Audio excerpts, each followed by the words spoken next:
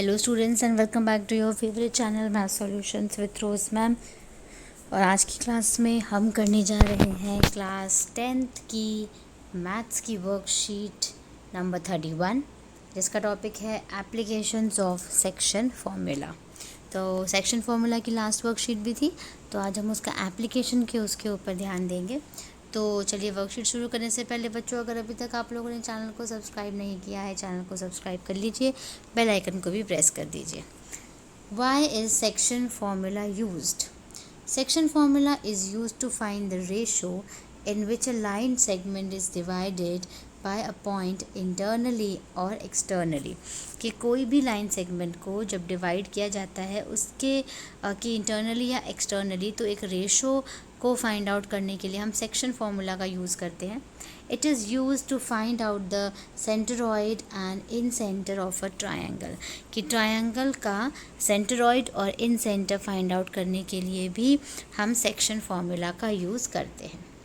ये देखिए यहाँ पे एक फिगर से समझाया हुआ है कि ये एक लाइन सेगमेंट है, ये बड़ा जो P जिसका पॉइंट है, एक पॉइंट है आपका ये, और ये x1 y1 और x2 y2। तो जो इसका फॉर्मूला होगा वो होगा mx2 प्लस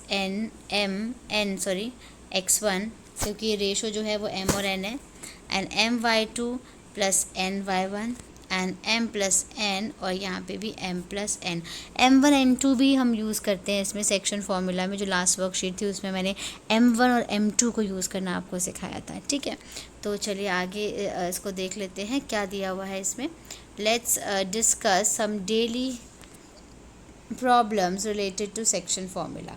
तो एग्जाम्पल नंबर 1 है, find the ratio in which the y axis divides the line segment joining the points this and this, also find the point of intersection. कहने का मतलब है आपको इसमें रेशो निकालना है, यानी m1 और m2 निकालना है, और उसके बाद जो कि y एक्सिस को डिवाइड कर रहा है, और उसके बाद आपको पॉइंट ऑफ इंटरसेक्शन निकालना है। तो दो पॉइंट आपको दिए हुए हैं, आप पहले रेशो को k:1 ले लीजिए। Let the ratio be k:1, then by the section formula the coordinates of the point which divides AB in the ratio k:1 is A। इसमें आप फॉर्मूला लगा रहे हैं m1 x2 plus m2 x1 upon में m1 plus m2 लगा रहे हैं, और उसके बाद m1 y2 plus m2 y1 upon में m1 प्लस m2। ये फॉर्मूले से आपको ये आपका मिल गया। This point lies on the Y axis and we know that on the Y axis the abscissa is zero. तो एब्सिसा जो है वो वाई एक्सिस पे ज़ीरो होती है। देयरफॉर आगे ये कह रहा है, देयरफॉर जो ये वाला नंबर है तो वो इज़ इक्वल्स टू ज़ीरो होगा, ठीक है। तो यहाँ से निकाल लीजिए, ये तो क्रॉस मल्टीप्लाई ज़ीरो हो गया, तो minus k plus 5 is equals to zero, तो k इज़ इक्वल्स टू क्या हो गया 5। That is the ratio is 5:1.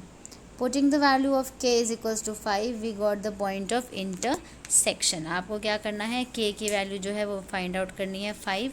तो ये जो आपका पॉइंट था बच्चों, ये यहाँ पे ये जो है यहाँ पे k की वैल्यू जो है 5 निकली है, 5 डाल देंगे आप, तो पॉइंट ऑफ इंटरसेक्शन ये 0 निकल जाएगा, और ये निकल जाएगा -13 पे 3, -13/3। तो एग्ज़ाम्पल नंबर 1 क्लियर है। एग्ज़ाम्पल नंबर 2 देख लेते हैं। ये देखिए यहाँ पे आपको क्या दिया हुआ है, थोड़ा सा इसको जूम आउट कर देती हूँ, ठीक है। Find the coordinates of the points of trisection, points dividing in 3 equal parts. जब किसी भी लाइन को 3 इक्वल पार्ट में डिवाइड करते हैं तो उसको ट्राइसेक्शन कहते हैं। Of the line segment joining the points, A दे रखा है, बी दे रखा है, ठीक है। तो इसको सॉल्व करते हैं। Let P and Q be the points. तो पी और क्यू को पॉइंट्स ले लीजिए, और ट्राइसेक्शन जो बन जाएगा ए बी का वो हो जाएगा A B is equals to P Q is equals to Q B. देखिए A P P Q Q B, ये जो तीनों लाइंस हैं ये आपस में बराबर है, क्योंकि एक लाइन को 3 पार्ट्स में डिवाइड कर दिया है। ए जो आपके पास पॉइंट है वो है 2 - 2, और जो बी है बच्चों वो है -7 पे 4। आगे पढ़ते हैं। इसमें दिया हुआ है therefore P divides A B internally.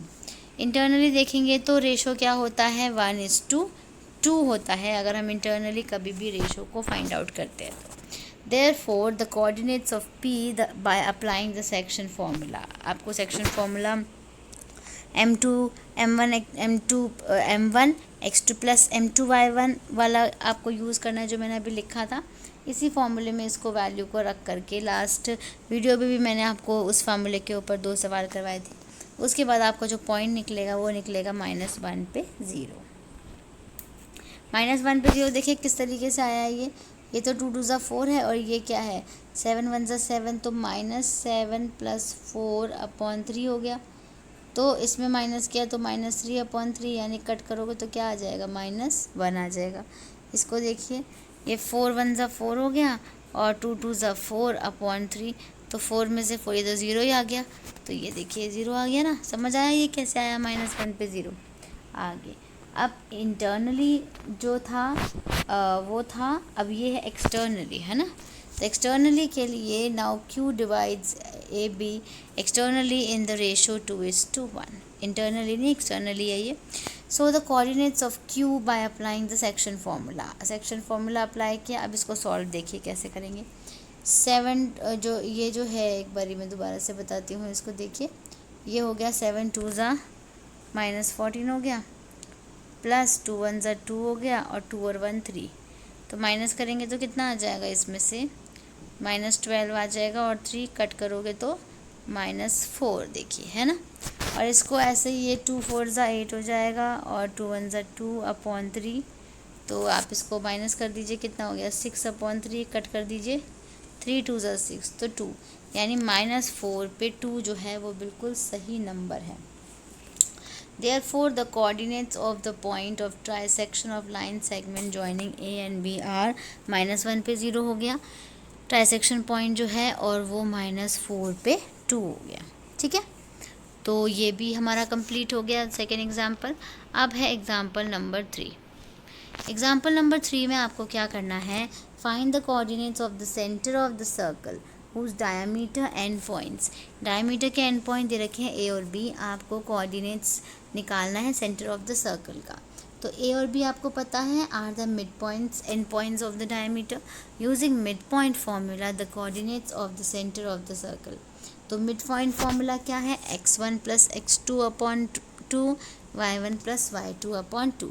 तो ये देखिए इसके 2 पॉइंट थे 3, वेट मैं आपको बताती हूँ, ये 3 + 7 / 2 कर दिया एंड 8 + 4 / 2। तो 3 + 7 ये हो गया 10 और ये हो गया 12/2। कट किया 5 कट किया 6 तो देखिए क्या आंसर आ रहा है आपका 5 पे 6 आ रहा है ना। हाँ, अब ट्राई योर सेल्फ में आपको 3 क्वेश्चन दिए हैं, तीनों क्वेश्चन को करेंगे। पहले मैं रीड कर रही हूँ। If 1 2 4 y x 6 and 3 5 are the vertices of a parallelogram taken in order, find x and y। x and y निकालना है अगर ये पैरेललोग्राम के vertices हैं तो।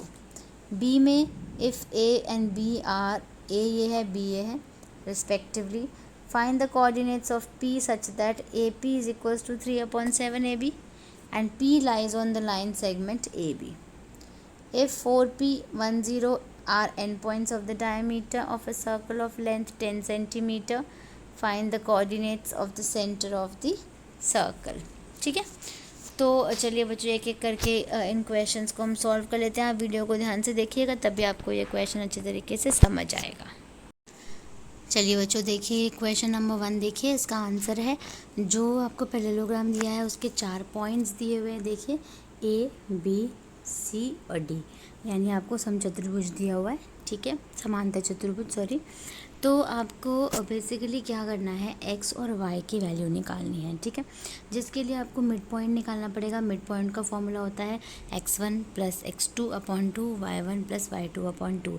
मिड पॉइंट यानी मध्य बिंदु का फॉर्मूला लगाना है आपको। तो पहले ये 2 पॉइंट ले लीजिए, 1 2 x और 6 ले लीजिए, इन दोनों का मिड पॉइंट यानी ये वाला मिड पॉइंट निकालना है आपको। तो ये हो जाएगा आपका 1 + x और /2 2 + 6/2। तो 1 + x तो सेम रहेगा और 2 + 6 क्या हो गया 8। 8 को 2 से डिवाइड करेंगे तो क्या आ जाएगा 4 आ जाएगा। ऐसे ही अब एक निकाला ना अभी आपने, अब आप दूसरा निकालिए। दूसरे के लिए देखिए आपको सेम यही रहेगा, 3 और 5, 4 वाई दे रखा है, तो पहले 3 + 4 अपॉन 2, 5 वाई अपॉन 2, तो ये तो 7 अपॉन 2 हो गया और ये एज इट इज़ रहा। ठीक है, अब आपको क्या करना है, देखिए ये जो नंबर है 1 + x अपॉन 2 को 7 अपॉन 2 के बराबर में रखना है और 4 को आपको 5 + y अपॉन 2 के बराबर में रखना है। तो रख दिया, देखिए इसको is equals to cross multiply कर दीजिए, तो ये जो 2 है 2 से 2 कट गया, तो ये x आ गया और जो 7 है जो +1 है इधर आकर के -1 हो गया, तो क्या बचा, 6 बचा। और इधर 4 को 2 से मल्टीप्लाई किया तो क्या आ गया, 8। और ये आपके पास क्वेश्चन आ गया, 5 को इस तरफ लेके जाएंगे, माइनस करेंगे, तो 8 में से 5 गया, क्या बचा, 3 बचा। तो आपकी बेसिकली बच्चों वैल्यू निकल गई x की 6 और y की 3 निकल गई। तो आपको समांतर चतुर्भुज दिया था, ABCD दिया था, आपने मिड पॉइंट का फॉर्मूला लगाया, मध्य बिंदु का फॉर्मूला लगाया और आपने इस क्वेश्चन को, ये जो इसका आंसर है ये निकाल दिया। तो हमारा क्वेश्चन नंबर 1 कंप्लीट। अब क्वेश्चन नंबर 2 देखते हैं। अब इसमें क्वेश्चन नंबर 2 देखिए बेटा, क्वेश्चन नंबर 2 में आपको ये निकालना था कि आपको एक AP दिया हुआ है और आपको P पॉइंट दे रखा है x और y, और आपको A दे रखा है, B दे रखा है और x और y ही निकालना है। और आपको एक ये समीकरण दिया, यानी एक ये इक्वेशन सी दे रखी है आपको, एक स्टेटमेंट है, रीज़न है। ठीक है, अब इसको सॉल्व करेंगे। पहले देखिए कैसे सॉल्व होगा आपका। ये जो AP है ये 3/7, क्या हम AB को हम ये लिख सकते हैं, AP = PB लिख सकते हैं। यहाँ पे हमने लिख दिया, 7 को इससे मल्टीप्लाई किया, 7AP आ गया, 3 को AP से किया, 3AP, 3 को PB से किया, 3PB हो गया। ठीक है, 3AP इधर चला गया तो 7 में से 3 गया, कितना बचा, 4, और ये तो एज इट इज़ आ गया। ठीक है, इसके आगे देखते हैं। इसके आगे ये रेशो निकला है यहाँ पे बच्चों, देखिए किस तरीके से, ये AP = PB 3/4, यानी 3:4, यानी 3:4 हो गया, जिसमें जो अनुपात होता है वो हमेशा M1 और M2 होता है। तो ये M1 M2, X1 X2, Y1 Y2। ठीक है, ये सारी चीज़ें हमने लिख ली कि कौन सी चीज़ क्या है। अब ये लिखने के बाद हम क्या करेंगे, यहाँ पे आप ये देख सकते हैं, हमने लगाया ये फॉर्मूला, सेक्शन फॉर्मूला, विभाजन सूत्र लगाया, x के लिए y के लिए, याद रखना चाहिए। अगर ये याद रहेगा ना तो हम इजीली आराम से क्वेश्चन कर पाएंगे। अब m1 की वैल्यू रखिए, x2 की, m2 की, x1 की, m1 + m2 रखिए, ये वैल्यू रख दीजिए इसके अंदर। फिर 3 × 2 = 6, 3 दूनी 6, 4 दूनी 8, ऐसे ही 3 चौक -12, 4 दूनी -8। ठीक है, उसके बाद इसको प्लस कर दीजिए। ये देखिए 8 में से 6 माइनस किया, -2, और -12 और 8 प्लस किया तो -20/7, यानी जो ये वैल्यू निकल गई ये x और y की वैल्यू निकली है। जब हमें P निकाला है हमने बेसिकली, जिसमें AP और जो AB है उसके बीच हमें एक रिलेशन दिया हुआ था, उस रिलेशन को सॉल्व करके हमने ये जो वैल्यू निकाली है x और y की वैल्यू हमने आज निकाली है। ठीक है, तो ये हमारा सॉल्व हो गया। अब क्वेश्चन नंबर 3 सॉल्व करते हैं।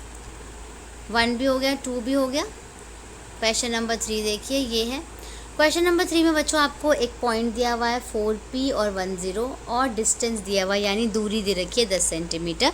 क्योंकि डायमीटर की बात की है तो डायमीटर का मतलब वो जो वहाँ से लेके वहाँ तक एंड पॉइंट होता है सर्कल का, वो बेसिकली दूरी होती है।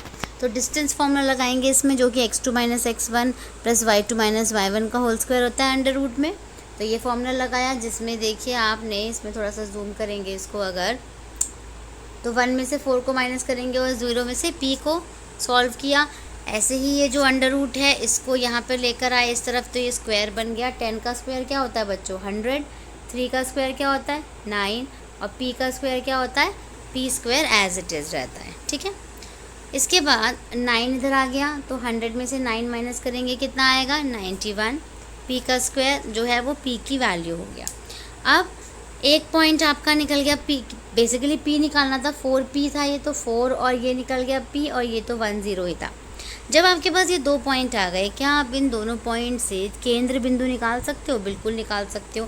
केंद्र बिंदु निकालने का या फिर मध्य बिंदु निकालने का क्या फॉर्मूला होता है, x1 + x2/2, y1 + y2/2। तो देखिए ये इस तरीके से करेंगे, 4 + 1/2 और √91 + 0/2। तो आपका जो आंसर आएगा वो आएगा 5/2 और प्लस माइनस √91/2। ठीक है, ये देखिए, ध्यान से देखिए बच्चों, इसको किस तरीके से किया हुआ है। ये आपको वैल्यू दी हुई है, डिस्टेंस दिया हुआ है, उसको सॉल्व किया हुआ है और फिर इस तरीके से इसका आंसर निकाला हुआ है। तो इसी के साथ आपकी आज की वर्कशीट यहीं पे कंप्लीट होती है। आप इसको अपनी कॉपीज़ में नोट डाउन कीजिए। Thank you so much students for watching this full video. फिर मिलेंगे बच्चों नई वीडियो में नई वर्कशीट के साथ।